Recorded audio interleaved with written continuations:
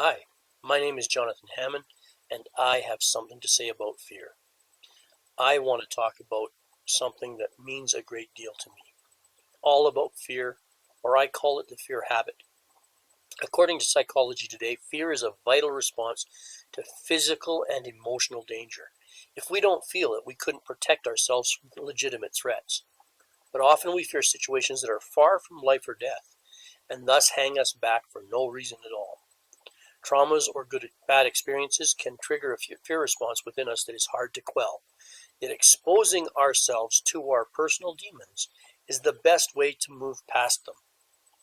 Before we can tackle the issue of fear, we must understand two things. One, the definition of courage, and two, the difference between fear and phobia. Many people have considered the concept of courage.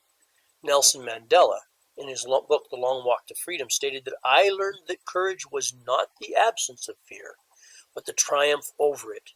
The brave man is not he who does not feel afraid, but he who conquers that fear.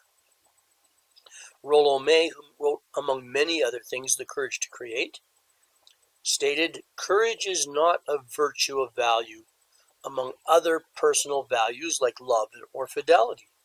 It is the foundation that underlies and gives reality to all other virtues and personal values. Without courage, our love pales into mere dependency. Without courage, our fidelity becomes conformism. He also said later in the same book, whereas moral courage is the righting of wrongs, creative courage, in contrast, is the discovering of new forms, new symbols, new patterns on which a new society can be built. Let's talk about the difference between fear and phobia. A phobia is defined by the medical dictionary for the dental professional as any objectively unfounded morbid dread or fear that arouses a state of panic. Dr. Reed Wilson, the author of the book Don't Panic, stated phobias involve the experience of persistent fear that is excessive and unreasonable. Phobias are cured when a person approaches a particular situation or object, or even anticipates the approach of it, and they understand the fear they will experience as a result of that situation will be unreasonable and excessive. It needs to be noted that by definition, a phobia is physically or psychologically limiting or debilitating. Therefore, any phobia may be considered a potential mental illness and beyond the realm of regular fear. Some typical phobias: fear of heights or acrophobia, fear of confined spaces, which is claustrophobia, fear of the dark, nyctophobia, fear of snakes, opidiophobia, fear of spiders, arachnophobia, fear of injections or medical needles, trypanophobia, fear of thunder and or lightning, astrophobia, fear of having a disease, nosophobia, fear of germs, which is mysophobia or germophobia, and the fear of crowds or public speaking, which is glossophobia and enochlophobia. These are from About Health on about.com. Some typical fears: feeling failure, dying or death, feeling rejection, feeling ridicule, feeling loneliness, feeling misery, feeling disappointment, feeling pain, the unknown, and the loss of freedom. Notice the stark difference between the phobias and the fears. Fear, which can be limiting, is emotional. They are generally feelings, whereas phobias are usually about or of things and by definition are limiting. Franklin D. Roosevelt is of course famous for his quote saying, "The only thing we need to fear is fear itself," which is, by the way, photophobia. So we see that there are many things that we fear, and there are many names for every phobia. How we face our fears is really the point of this discussion. Referring to the definition of fear from Psychology Today, yet exposing ourselves to our personal demons is still the best way to move past them. Most fears can be overcome relatively easily as compared to phobias. However, left unchecked or unresolved, one of two things will happen. One, the fear is buried and exposure to it is minimized, only to rear its head later. 2, it evolves into a phobia with all the anxiety and discomfort of that disease. So how can we overcome fear? I was always claustrophobic as a young child, until I was stuffed into a locker by an angry friend. As my panic grew, I realized if I just held very still and slowed my breathing, I had far more space than my mind had allowed. It was snug, no doubt, but my mind had conjured a space so small that my lungs could not expand. Another time, as a light bulb was out at the top of a grain elevator I was working at, my supervisor needed someone to go out to a small window, reach 3 feet down below, and change the bulb. The problem was the bulb was about 70 feet above the ground. Of the other 6 employees at the location, all who needed the light, none were even interested in entertaining this highly dangerous effort. I was deathly afraid of heights. Finally, I said, if you give me some ropes and the fall arrest equipment, I will change the bulb. I tied off the rope, hooked up the harness, and walked to the window. It was a little more than 2 feet square, and a tight fit for anyone. Immediately, I could see there was a problem. I would have to go out feet first. I took a deep breath, double-checked my gear, and crawled out backwards out the window. I had the bulb in my jacket pocket. I lowered myself to the 3 feet, looped off so that I wouldn't slip, and then changed the bulb. I forced myself to look down in an attempt not only to savor the moment and remind myself that it wasn't over yet, but to have a concept of how far up the wall I was.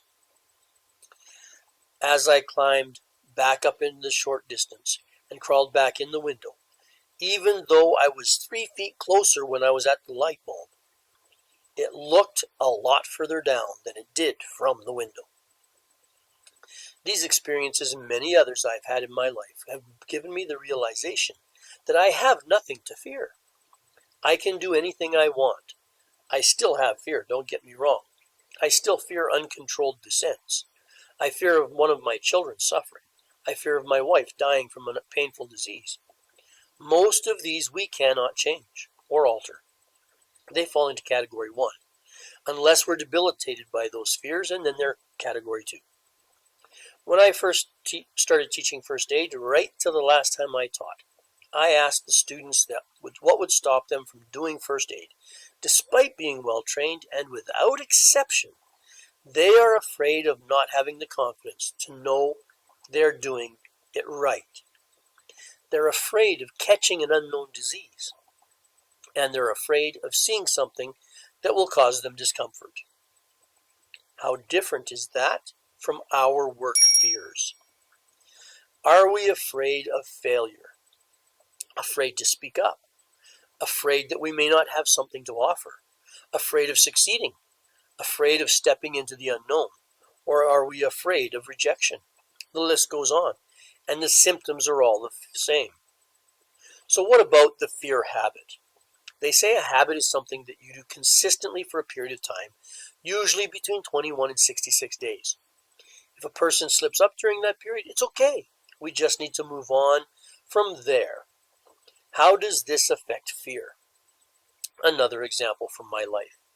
When I was 12 years old, my family moved from a rough neighborhood in Calgary, Alberta, Canada, to a small agrarian community in southern Alberta, Canada, where my father had previously bought land. I had many friends in Calgary, including the one that had stuffed me in the locker. And as a strong support system, I was welcomed.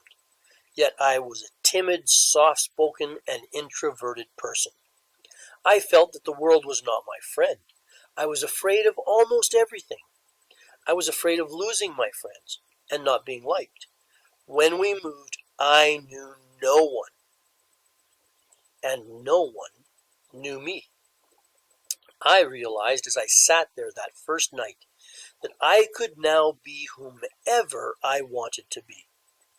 Change anything about myself, because there were no expectations. I sat there and recreated myself in ways that I had been weak. I would be more outgoing, more assertive, and less the mouse that I had been. I was reading a Louis L'Amour book. I can't remember which one. but I remember thinking of the hero. That was what I wanted to be like. The next day was the first day of the rest of my life, and I realized that as I acted out these positive behaviors consistently, that is what my new friends expected of me. When I would slip and fall back into old habits, they would laugh and ask, how could I pretend to be that person? As I practiced around my new friends, my family began to see me change. I was happier, more pleasant, and kinder. I was assertive, outgoing, and friendly. I no longer felt small or unimportant. My mother said that moving had been the best thing that had ever happened to me. I heard my new friends trying to emulate my outgoing, friendly nature. As the summer wore on and school started, I found that I was excited to go to school, probably for the first time ever.